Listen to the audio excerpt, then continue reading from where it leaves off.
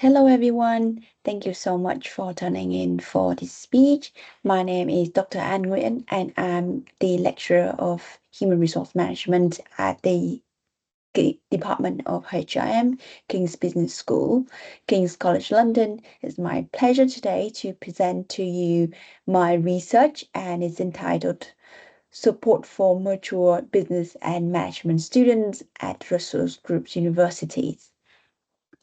The outline of today's speech includes several parts. First, I will talk about the research context and goals of the research, so setting the scene, and then briefly on the methodology of the research. It's a systematic review, so how did we set out conducting the research? And of course, I would love to present the findings of the research.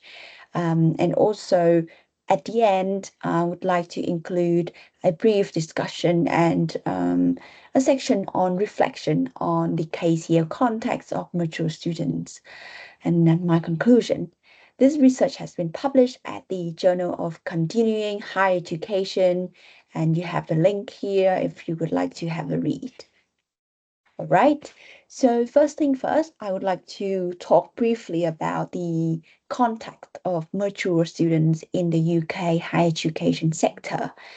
The definition of mature students is quite varied across the literature, but also across the practice. Mature age students are referred to by different terminologies and concepts. They are known as adult students, adult learners, students returning to education, non-traditional students. Certain 2019 refer them to a wide range of different terminologies. But at the same time, they also bear a large amount of similar characteristics. So mature students, they are diverse in background, especially in terms of their socioeconomic status. They also exhibit an absence of standard qualifications. So they're often seen as taking the non-traditional pathway to education. Some of them returning to education after a long period of time. Often they previously had some caring responsibilities, they've been at work, so have not taken the traditional pathway to education. And in terms of age, mature students are characterized as age 21 and above for undergraduate students and age 25 and above in postgraduate level. Potentially, there are some labeling issues with mature students as a group. The age alone factor is insufficient to capture the complexity of this student group, and we should come to acknowledge that there exist huge diversities within the mature student population. We have a look here at the figure and some statistics. Mature student postgraduate enrollments had increased since 2020, and it's partly driven by the changing job market demands.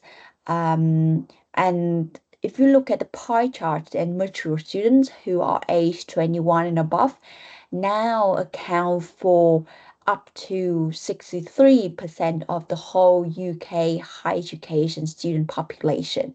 The rest is standard education students. So we've seen that mature students are actually the majority, but at the same time, they are not as often um, mentioned or discussed as the other standard group, student group, and that's this research aim to address this gap. Despite a lot of progress on mature student research and practice, research also show that mature students often encounter several challenges, and these can be categorized into five main groups. First, financial hardship.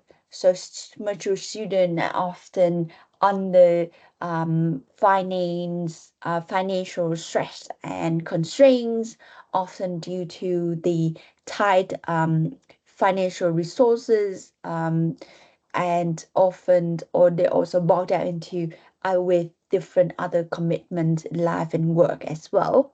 The other challenge they face is in terms of social isolation.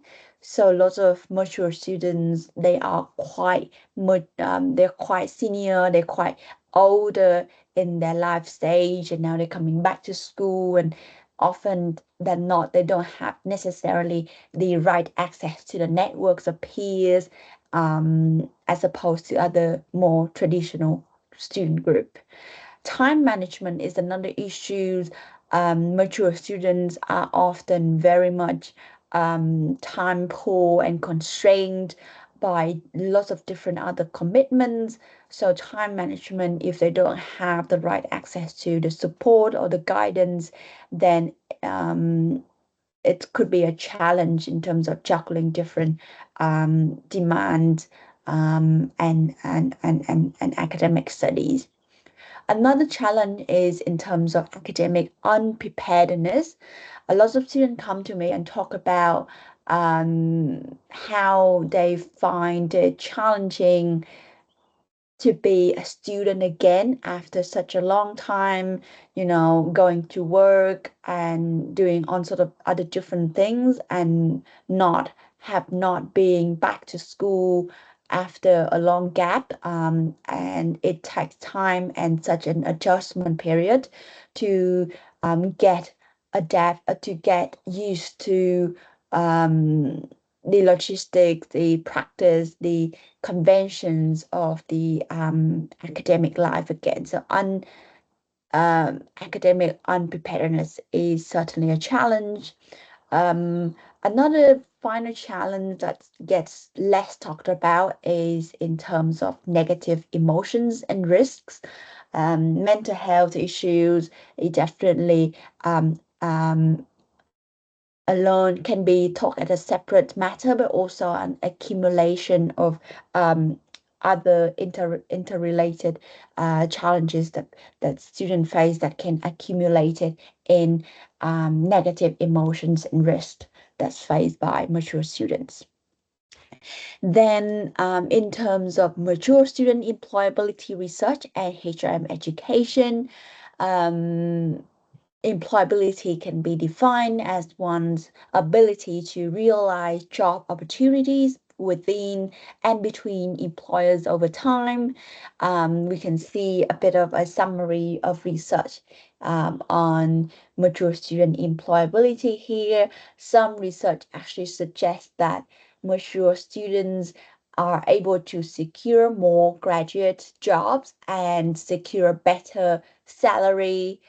On the other hand, very mixed evidence to show the opposite, that mature students are often um, located on a lower tier roles. They are also stuck in a certain geographical location, so they are immobile geographically speaking, and often face more challenges at work, such as ageism or discrimination. So these divergent results be um, might be the divergent evidence might be a result from a variation of research methodologies. For example, Goodfield 2011 compares the statistical data of mature and young graduates, whereas other research, such as by Redmond or Christie in 2018, actually focus more on mature student group through interviews, so quantitative versus qualitative research that shows some discrepancies. Um, the differences also arise from the different ways that employment success are defined. Goodfield, for example, defined that any employability will include full-time, part-time, self-employment result, whereas other research such as David, David 2009 or Christie 2018 or Crew or Martin 2023 actually lack specification on what do they mean by mature student employability. So we did really need to delve into the subtlety, the intricacies of the definitional issues when we come to consider those research results. Another factor might be due to the variations in the quantitative approaches in the dataset characteristics, such as the age at graduation versus the age of entry, and that can also contribute to the contrasting findings that we found in the literatures. Okay, so that is in terms of employability, in terms of challenges. Now, what can we do to support our mature students to overcome those challenges to improve their employability? Again, if we go back to the literature, and we are to thematize the support system models for mature students, that could be the two main groups. The first one is the deficit model and the second one is structural model. I'll talk about it one by one. The deficit model, as described by Farini and Scotland in 2021, centers around the portraying the non-traditional applicants as needing to catch up and reform themselves. So that places a lot of emphasis on the condition of need. The deficit approach advocates for a diversity of support strategies for mature students, including, for example, fostering a growth mindset for students or providing more preparatory studies or support academic support. It will were to link back to the academic unpreparedness as a challenge that students face. And we also talk about the need for more pedagogical transformations. For example, if we talk about how we can design a more well thought out approach that can introduce students gradually back to school after such a long period of time being absent, or the regular check-ins and sort of more hands-on approach to provide students that adjustment period that they need to settle in with their studies. So those strategies are aimed at addressing the challenges students face related to, for example, academic pressures, potential structural inequalities, and some age-related discrimination. However, the support model also faced some critiques, and that is to do with, for example, the model has been seen as oversimplify the educational disparities and some of the more structural inequalities. And it can be argued that the model shifts the whole responsibilities to catch up to already marginalized student group here. So instead, the structural model explores more on the institutional side of the story, really to ask the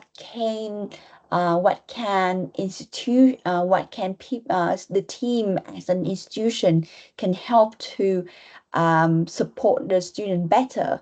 So they acknowledge that there are some structural inequalities, and they wanted to explore how institution as a whole can do to support the students. So that so institutions can do a wide range of things to help the students. For example, they can enhance the um, information and communication technologies, infrastructure at the school. They can also work on enhancing a sense of belonging and community for the students, and they can implement some transition programs in place to help students um, reduce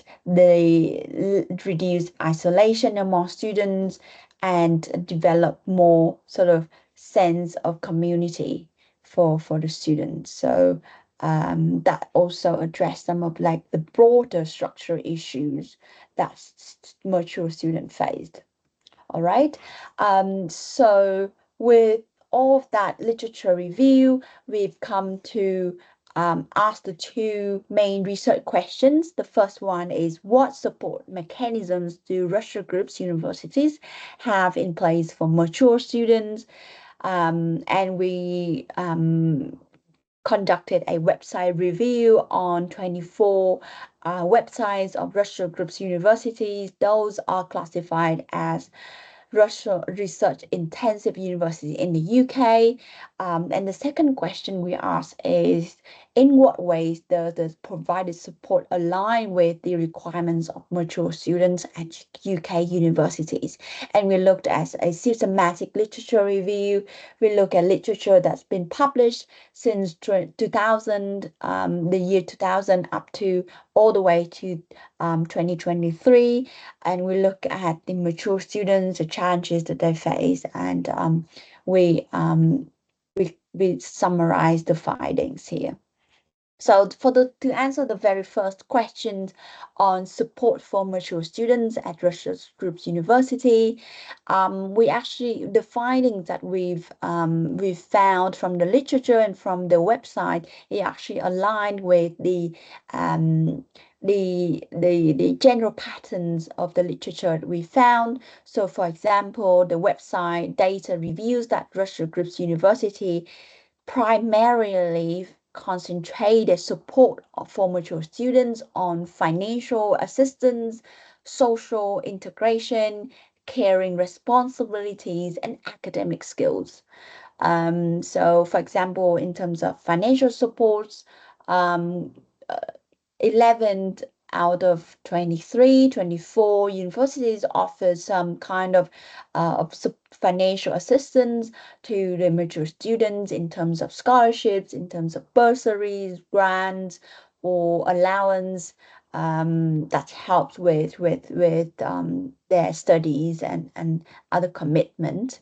Institutional settings, so for example, institutions extend the provision of employment service to graduates up to 3 years. So it's to do with enhancing employability.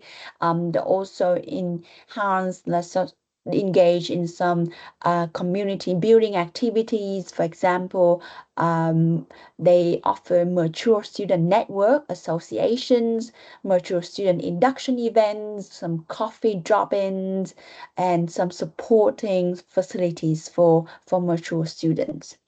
Um, so broadly speaking, the support is there and available. It's just on a various different scales and levels of support that is being provided. However, the stance on part-time study is generally vague, and explicit career and employability service for mature students remain limited. Furthermore, the Russell Group University primarily provided support for undergrad mature students. Around 20 of the universities offer so, but less significantly fewer institutions offer support for postgraduate mature students. So there is a discrepancy between the level of support that's being provided to undergrad students as opposed to postgrad students. The available support in descending order of prevalence include all parts of aspects of financial issues, social networking, caring responsibilities, and academic skill development. So that is for to answer the very first question. The second question is to do with aligning support with mature students' needs. So the current policies, we found from the literature gap that there are ineligibility gaps in the financial aid that is being provided. So the financial support often limited to students age 25 plus and excludes those who are aged from 21 to 24 years of age who also potentially face financial hardships. And there has been some drop in mature student enrollment since 2012, and that is linked to tuition fees increases and affordability concerns. Financial stress is also cited as a key reason for mature student dropout. Um, and we also found that there remains insufficient support for part-time students. So there remains limited part-time provision and financial aid, and many excluded from loans and bursaries. Government and institutional policies also undervalue part-time pathways despite high financial and caregiving pressures that those groups are facing. We also looked at the loan eligibility that is tied to only 25% of the course intensity and with lower uptake of Russell Group's universities than the specialist institutions. So we also, so that is the two questions being addressed. I also would like to offer a brief reflection on my home institution at King's College London and ask the very key questions. Are we doing enough to support the mature student? I had a look specifically at the website and the policy that we offer as an institution at KCL for mature students. So, largely speaking, King's policies is aligned with the Russell Group general guideline as a whole. King's defines a mature student as any person beginning their first undergrad at the age of 21 and over. So it's a more like inclusive definition. Generally speaking, the support that's being offered covers the whole journey of the mature students studies from marking from the application support to study support, financial support, and some more student service support service in general.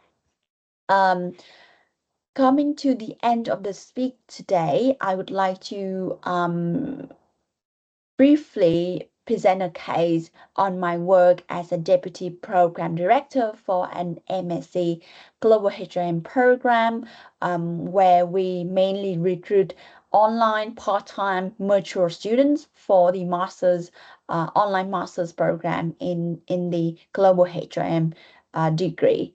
The majority of my students are coming from an international background. They are working HR professionals, and they are enrolled in an online part-time degree. So they are often at fall into that under category of mature students.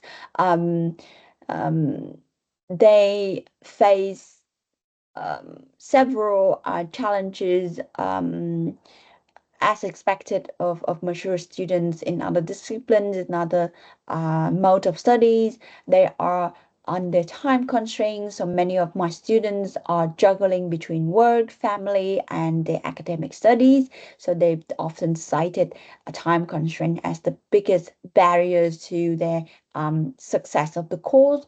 So with that being said, it's really important to consider flexibility and offer them a realistic expectation to ensure their success with the program. Well-being is another challenge that is often hidden in the online space. Students might face isolation, burnout, but it's very hard to detect those issues and challenges when teaching online and, um, lacking that in-person interaction.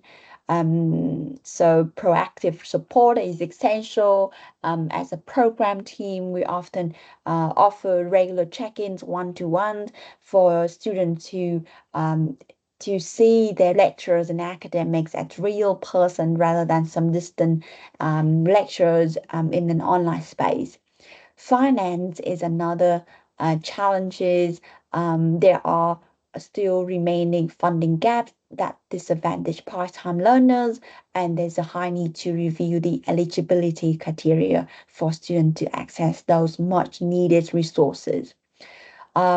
Support design as well. Most of the services are still assuming on campus and full-time students, and there's a need to adapt those support models for online virtual student learners. Employability is a huge concern and consideration for mature students, and students often cited the need for them to focus on their career, for work on their employability during the course of the program. So it's very important to align the learning and support with the student professional goals. And most importantly, is the recognition that students from the online part-time and virtual student space um, they actually in need to be treated as a distinct and valued group in the policy of practice at the institutions. Um, Here are some selective references, and that's the end of the presentation today. Thank you so much for listening.